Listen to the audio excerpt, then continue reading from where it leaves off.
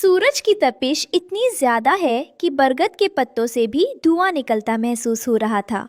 मिट्ठू तोता अपनी पत्नी हरियाली के साथ एक खोखले तने में दुबका बैठा था।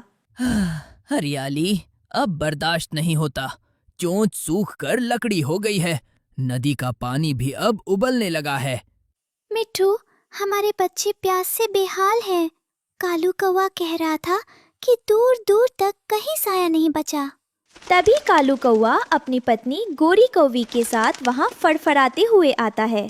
अरे भाई मिट्ठू, क्यों जान जोखिम में डाले बैठे हो? गोरी का तो बुरा हाल है, कहीं छांव नहीं मिल रही। सच कह रहे हैं ये, इस बार की गर्मी तो जान लेकर ही मानेगी। सुना है पास की झाड़ियों में वो अनाथ बहनें टुनटुनी और रानो कुछ अजीब सा काम कर रही हैं। जंगल के एक कोने में छोटी सी टुनटुनी और उसकी बहन रानो मिट्टी और कुछ सूखे पत्तों के साथ मशक्कत कर रही थी। उन्होंने मिलकर एक बड़ा सा मिट्टी का मटका बनाया था, जिस पर उन्होंने जादुई नीले फूलों का लेप लगाया था। दीदी, क्या ये वाकई ठंडा होगा? मुझे बहुत गर्मी लग रही है।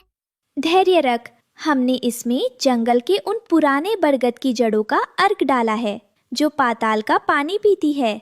ये हमारा जादुई ठंडा मटका घर है।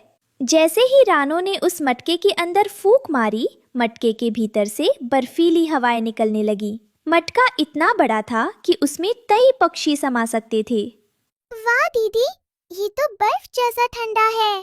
तभी अचानक पास के सूखे नाले से एक आवाज आई जो जमीन पर तड़प रही थी। उसका तालाब सूख चुका था।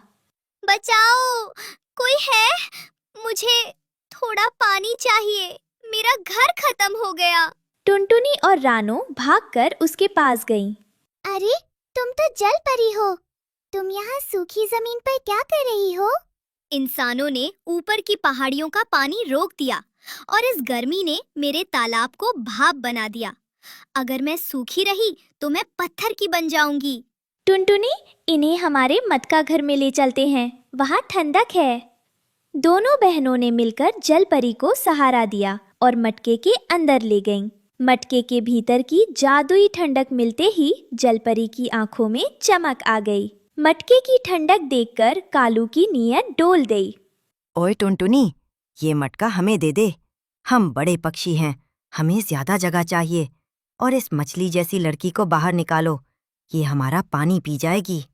कालू भैया, ये मटका सबका है, लेकिन पहले इस जलपरी की जान बचानी होगी। अगर जलपरी बची तो ही जंगल में फिर से बारिश और हरियाली आएगी। टुनटुनी सही कह रही है कालू, हमें स्वार्थी नहीं बनना चाहिए। मेरे पास एक जादुई मोती है। अगर तुम सब मिलकर इस मटके के चारों ओर हरियाली का वादा करो तो मैं इस मटके के पानी को कभी खत्म नहीं होने दूंगी। पक्षियों ने अपनी आपसी लड़ाई छोड़ दी। कालू और मिट्ठू ने अपनी चोंच से दूर से गीली मिट्टी लाकर मटके के चारों ओर डालना शुरू किया। टुनटुनी और रानो ने बीज बोए। मुझे माफ कर दो टुनटुनी, प्यास ने मुझे अंधा कर दिया था। अब समझ आया कि बांटने से सुख बढ़ता है। यही तो जादू है, जब हम प्रकृति की रक्षा करते हैं तो प्रकृति हमारा ख्याल रखती है। अब मैं सुरक्षित हूँ और जब तक तुम पेड़ों को कटने से बचाओगे और आपस में प्यार रखोगे, ये मटका तुम्हें शीतलता देता रहेगा। जादुई मटके के भीतर तो ठंडक थी, लेकिन बाहर का नजारा डरावना था। दूर दूर तक जमीन फट चुकी थी। मिट्ठू तोता मटके के द्वार पर बैठा बाहर की धूल भरी आंधी को देख रहा था।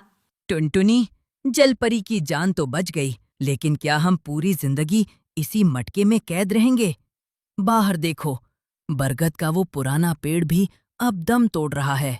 मिट्ठू सही कह रहे हैं। अगर पेड़ मर गए तो बारिश कैसे होगी? और बिना बारिश के ये मटका भी कब तक पानी देगा? अरे भाई, इतना क्यों सोचते हो?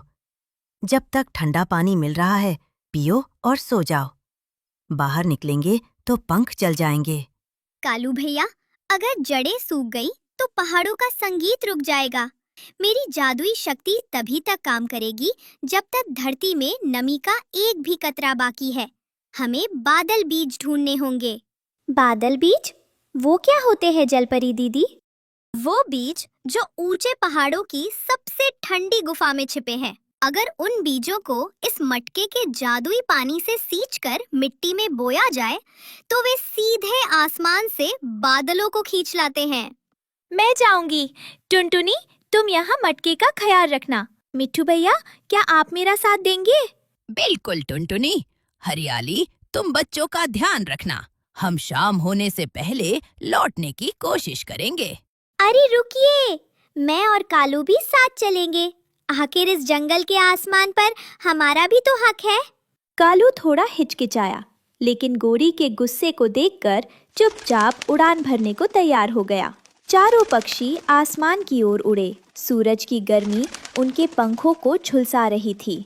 ओह, मेरी तो सांस फूल रही है। रानो, कितनी दूर है वो पहाड़? बस थोड़ी दूर और कालू भैया, हिम्मत मत हारिए। देखिए, सामने वो धुंधली सी चोटी दिख रही है। रास्ते में उन्हें एक बूढ़ा गिद्ध मिला जो निढाल होकर पत्थर पर पड़ा था। पानी, कोई एक बूंद पानी दे दो। कालू आगे बढ़ गया, लेकिन रानो रुक गई।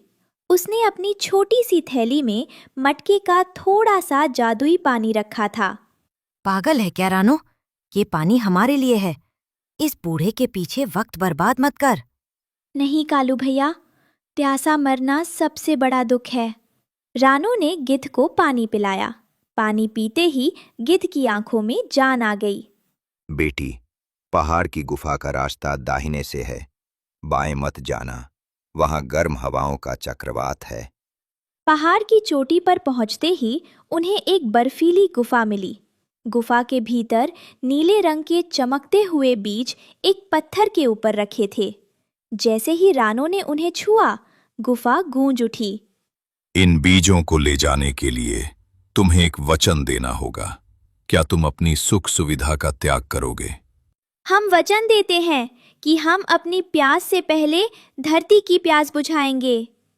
बीज लेकर वे वापस उड़े, लेकिन वापसी में तूफान और भी तेज हो गया।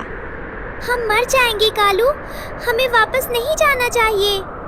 नहीं गोरी, टुनटुनी और मिट्ठू अकेले नहीं कर पाएंगे। आज अगर हमने डर का साथ दिया तो कल पीने को पानी भी नहीं मिलेगा। जब वे मटका घर पहुंचे तो जलपरी ने उन बीजों को मटके के शीतल जल में भिगोया। अब सब मिलकर इन बीजों को जंगल के चारों कोनों में दबा दो और एक सुर में गाओ। देखते ही देखते काले घने बादल उमड़ने लगे। देखो दोस्तों, बिजली कड़क रही है। बारिश, बारिश आ गई। झमाझम बारिश होने लगी। जलपरी वापस अपने पुराने तालाब में तैरने लगी, जो अब पानी से लबालब भर गया था। अगले दिन जंगल की सूरत बदल चुकी थी। टुनटुनी, मुझे माफ करना। मैं सिर्फ अपने बारे में सोच रहा था, लेकिन आज समझ आया कि असली सुकून दूसरों की मदद में है। कालू भैया, ये मटका घर अब सिर्फ हमारा नहीं, बल्कि आने वाले हर उस पक्षी का है जो धूप में थक कर आएगा। और हम हर साल नए पेड़ लगाएंगे ताकि कभी फिर से ऐसी गर्मी का सामना न करना पड़े।